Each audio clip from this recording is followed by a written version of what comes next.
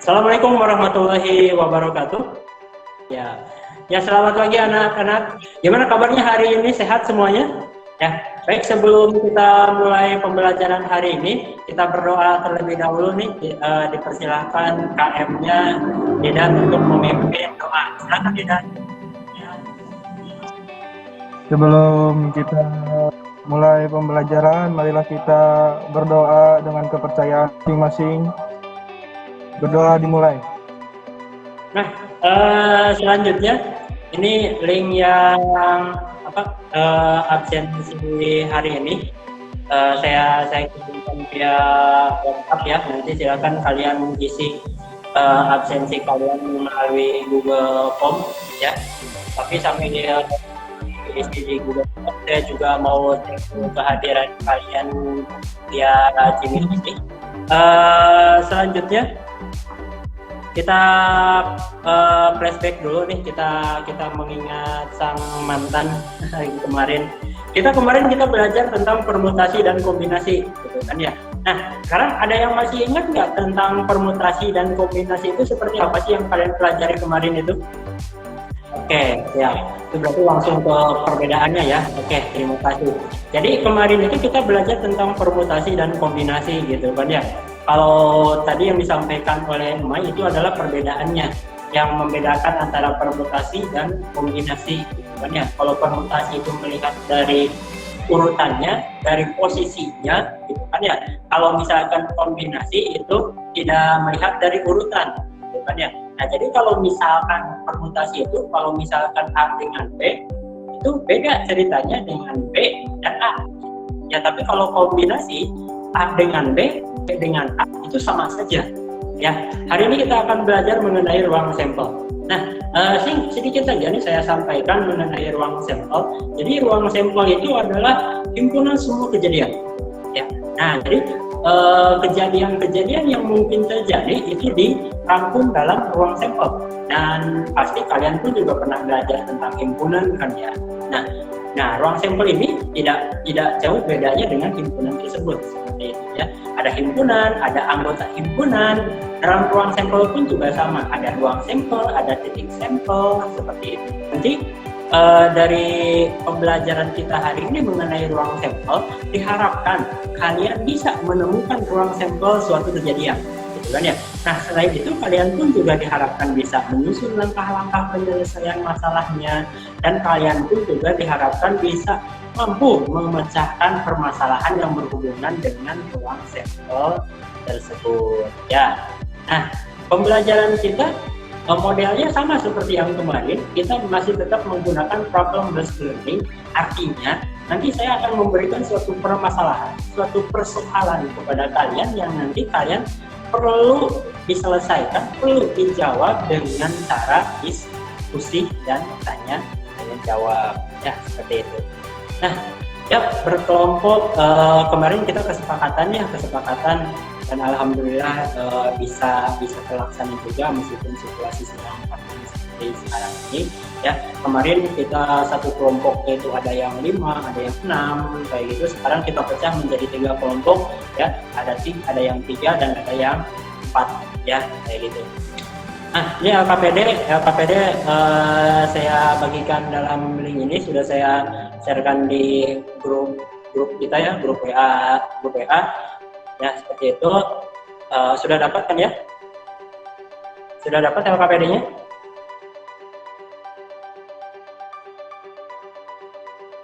Kita masuk ke masalah yang pertama.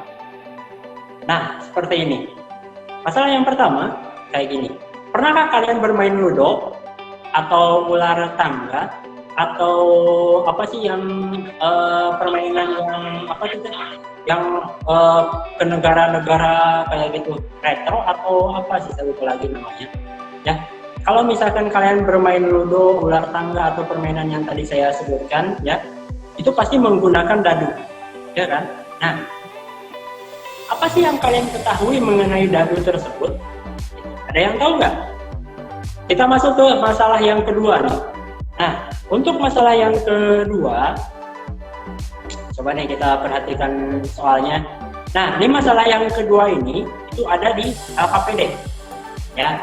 Nah, masalah yang kedua ini ada di LKPD, silakan kalian cek LKPD-nya ya. Silakan kalian cek LKPD-nya. Di sana ada pertanyaannya kurang lebih seperti ini. Coba saya minta Mai deh sekarang. Coba nih kita mari kita bertanya terlebih dahulu ya. Ada yang tidak dipahami nggak dari permasalahan tersebut? Apakah sudah jelas? Ataukah ada yang tidak dipahami? Kalau ada yang tidak dipahami, silakan ditanyakan. Jelas, Pak. Baik, terima kasih. Nah, ini juga ada di pertanyaan di LKPD ya. Nanti silakan kalian isi karena memang LKPD-nya dalam bentuk file ya. Jadi kalian mengerjakannya di buku catatan ya. Tulis soalnya, lalu tulis pertanyaannya, lalu jawab pertanyaan, jawab seperti itu ya. Nanti kalian tulis seperti itu. Nah, terus informasi apa sih yang kalian butuhkan untuk menyelesaikan permasalahan tersebut? Informasi apa coba? Ada yang mau mengutarakan pendapatnya? Ya. Oke, selanjutnya yuk kita kelola dulu kelompok kalian nih. Saya bagikan ya kelompok kalian menjadi tiga orang ya. Nah, kalian tentukan siapa ketuanya, silakan kalian diskusikan siapa yang pengumpul informasinya dan siapa di antara kalian yang bagian penyaji hasil diskusinya. Kalau ini saya sajikan banyak ya. Nah, sekarang berarti silakan kalian diskusi ya, silakan kalian berdiskusi, silakan kalian mengumpulkan informasi-informasi yang kalian butuhkan ya, seperti yang tadi disampaikan oleh Mai ya, bisa dari buku, bisa dari internet gitu kan ya, bisa dari modul yang saya bagikan kemarin masih dalam satu paket ya, dan bisa juga dari YouTube. Doanya banyak sekali informasi-informasi yang bisa kalian akses di zaman sekarang ya. Nah ini mohon maaf sambil kalian berdiskusi, sambil kalian mengerjakan LKPD ya, saya menunjukkan ini ada tambahan informasi mengenai dadu, lalu koin dan kartu pitch juga, atau kartu remi yang biasanya kita kenal itu kartu remi ya. Itu coba kalian menggunakan aplikasi probabilities yang tadi saya munculkan di awal ya, tampilan awalnya yang seperti itu. Nah, nanti di aplikasi probabilities ini nanti kalian mencari dadu itu ada apa saja ya, lalu untuk 2 dadu ada apa saja, lalu koin juga apa saja kan ya, itu ada di LKPD. Jadi silakan nanti kalian gunakan aplikasi probabilities tersebut ya untuk menjawab pertanyaan-pertanyaan yang ada di LKPD, terutama tentang dadu, koin, dan kartu pitch ya. Coba saya cek dulu kelompokan. Nah, sudah sampai mana nih progres pengerjaan kalian? Sudah sampai mana? Sampai persoalan yang 2, Pak. Oh gitu. Oke, sih. Lanjutkan kalau gitu. Oh, 2, ada kendala nggak? Ada yang barangkali ada kendala dari pengerjaan soalnya, atau ada kendala dari penggunaan aplikasi probability? Nggak ada, Pak. Di sana itu kan ada 3 pertanyaan. Ada 3 pertanyaan yang nantinya perlu kalian jawab. Ya. Nah, di sana itu yang pertanyaan pertama itu adalah berapa banyak ruang sampel surat dalam Al-Quran. Gitu, ya. Nah, di LKPD sudah ada cara pengisiannya gitu kan ya, tinggal kalian ngikutin alur dari LKPD-nya. Walaupun kalau misalkan ditanya ada berapa banyak sih ruang sampel, itu sudah terjawab sebenarnya di awal kan ya, sudah terjawab oleh Didan tadi. Ada berapa banyak surat dalam Al-Quran? Kata Didan ada sekian. Nah ya, oleh saya disensor sekiannya. Nanti di hasil diskusi kalian, hasil pengerjaan LKPD kalian itu nanti disajikan dalam bentuk PowerPoint gitu ya, dalam bentuk PowerPoint. Dan nantinya kita siapa nih yang nantinya mau tampil ke depan gitu kan ya, musyawarahkan. Biasanya kalau misalkan dimusyawarahkan, siapa nih yang mau tampil duluan, biasanya pada nggak mau ya. Jadi oleh karena itu nanti saya undi. Sudah masuk ke pembuatan PowerPoint, kayaknya kelompok 2. Udah Pak. Gitu. Ya, silakan lanjutkan.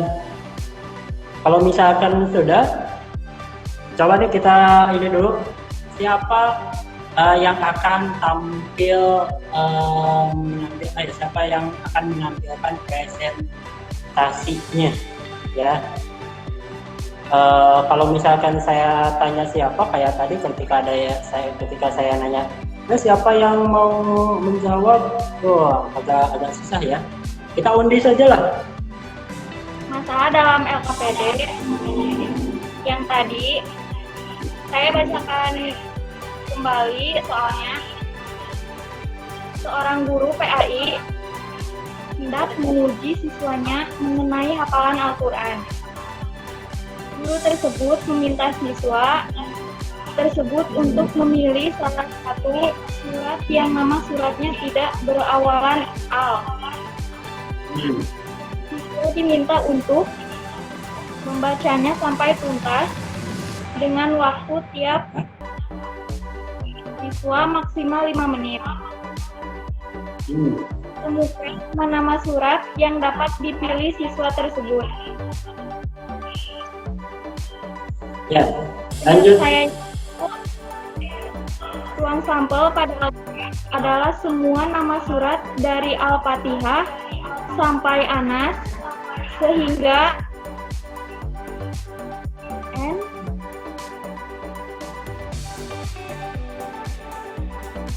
Kesimpulan apa sih dari pembelajaran hari ini? Ya, ada yang bisa menyampaikan? Kesimpulannya apa coba nih dari pembelajaran kita mengenai ruang sampel? Ada yang mau mengutarakan pendapatnya?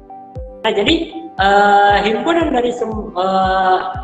dari semua yang mungkin terjadi dari suatu percobaan itu adalah ruang sampel, atau bahasa lainnya itu adalah ruang sampel itu adalah himpunan dari semua kejadian-kejadian yang mungkin terjadi. Itu yang namanya ruang sampel. Makanya, terus yang berikutnya coba nih kalian kerjakan LKPD poin G sebagai refleksi pembelajaran hari ini, dan pertemuan yang akan datang ya, saya sampaikan bahwasanya pertemuan yang akan datang kita akan mempelajari yang lebih daripada ini ya. Nah, pertemuan yang akan datang kita akan mempelajari tentang peluangnya gitu kan. Nah, tadi kita sudah belajar mengenai ruang sampel, kita sudah belajar mengenai kejadiannya gitu kan, kejadian lalu ruang sampelnya. Nah, nanti akan kita akan kita gabung, akan kita olah untuk membentuk atau untuk menghitung peluang suatu kejadian. Nah, seperti itu. Nah, dikarenakan kalian sudah tahu pembelajaran kita yang akan datang adalah peluang, jadi oleh karena itu silakan kalian pelajari dulu di rumah. Oke, untuk pertemuan yang sekarang mungkin kita cukupkan dulu sekian. Terima kasih ya. Dan mari kita tutup kegiatan hari ini dengan membaca doa terlebih dahulu ya. Untuk pembacaan doa dipersilakan kepada Ustadz kita Didan Sarifudin. Silakan Didan. Terima kasih Didan. Dan terima kasih siswa-siswa hari ini hadir yang bersedia pakai jimit ya. Dan kita berjumpa kembali di pertemuan yang akan datang. Saya tutup. Terima kasih. Assalamualaikum warahmatullahi wabarakatuh.